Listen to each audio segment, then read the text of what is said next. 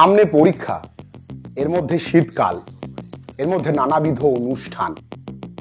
শীতকালে লেপ ছেড়ে ঘুম থেকে উঠতে মন চায় না, আবার ওই লেপের ভেতরে শুয়ে থাকতেও ভালো লাগে না, কারণ টেনশনটা কিন্তু আমাদের মাথায় চলতেই থাকে। টেনশন করবার পরেও কোথাও না কোথাও একটা ল্যাথার্জিক ফিলিং আসে যে আমি উঠতে পারছি না।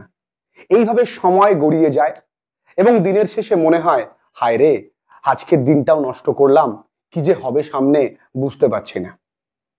আচ্ছা, তোমাদের যাদের যাদের এমনটা অলস ভাব মনে হয় তারা আমাকে নিচে কমেন্ট সেকশনে জানিও। তোমাদের জন্য কিন্তু অনেক ভিডিওস আসছে। তোমাদের জন্য WBTA টেস্ট পেপারের গ্রামার সলভিং ভিডিওস আসছে, তোমাদের জন্য এসএকিউর ওপরে ভিডিওস আসবে, তোমাদের জন্য এমসিকিউর ওপরে ভিডিওস আসবে, তোমাদের জন্য কিন্তু অনেক কোর্সেরও ব্যবস্থা রয়েছে।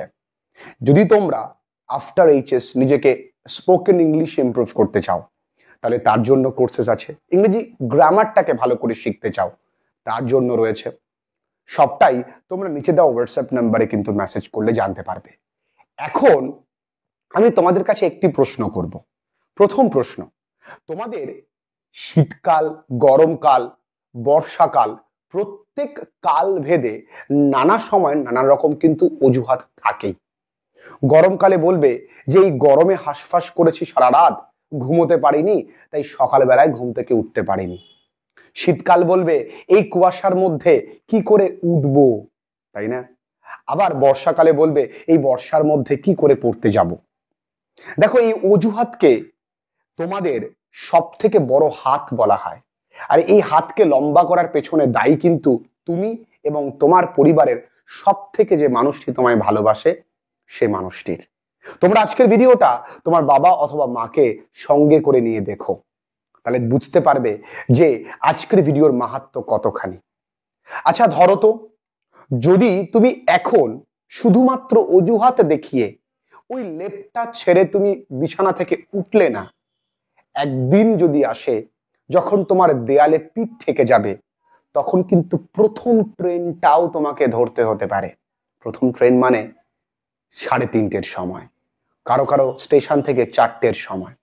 তো প্রথম ট্রেনটা যারা ধরে, তুমি যখন ঘুমে মগ্ন আছো, হয়তোবা তোমার বাবা তোমার মা প্রত্যেকে পরিশ্রম করছে, আবার কর্মে বেরোতে হবে, অর্থ উপার্জন করতে হবে, ছেলের স্বপ্ন পূরণ করতে হবে, বায়না মেটাতে হবে।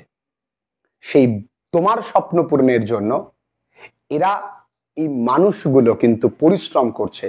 তাদের কাছে কি বর্ষাকাল, তাদের কাছে কি গরম, কি বা শীতকাল, তাদের কাছে সবটাই পরিশ্রমের একটা মুহূর্ত। তাই তুমি এই সিদ্ধান্তটা তোমার উপর আমি ছেড়ে দিলাম যে তুমি কি শুধুমাত্র এই কথাগুলো বলে সময়কে অপব্যয় করবে, না তুমি চিন্তা করে দেখবে না আমাকে উঠতে হবে। দেখো, উঠতে তোমার দেরি, তারপর ঠান্ডা কিন্তু লাগে না।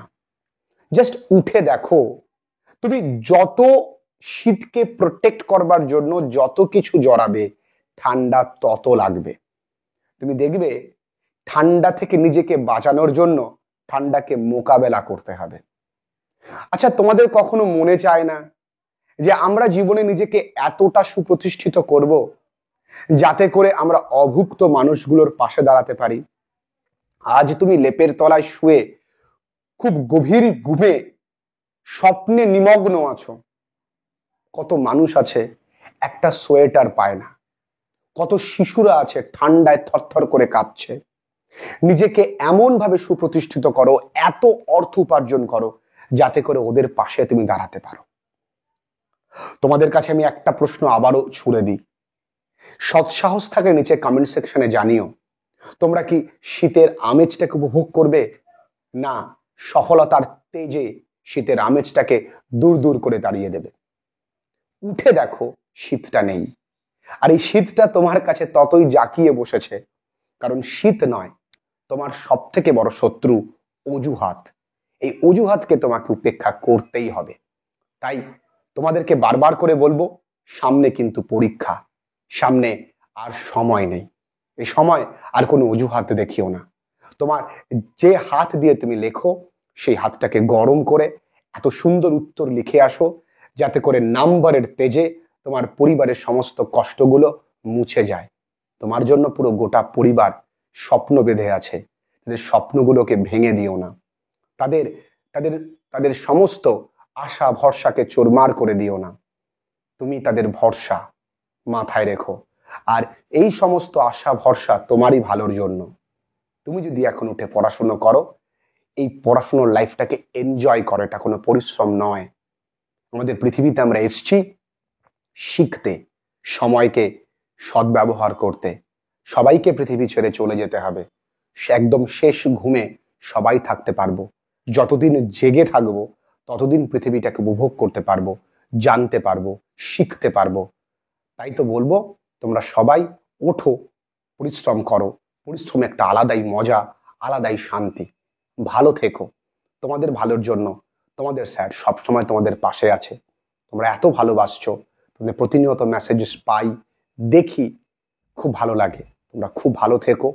আগামী দিন খুব ভালো যাক তোমাদের জন্য। ক্লাস 12 ফাইনাল সাজেশন ভিডিও কিন্তু ডেসক্রিপশন বক্সে দেওয়া রয়েছে, তোমরা দেখে নিও। তাছাড়াও কমেন্ট আমি পিন করে দেব, তোমরা সেখান থেকেও পেয়ে যাবে, বা তোমরা আই বাটনে ক্লিক করলেও পেয়ে যাবে।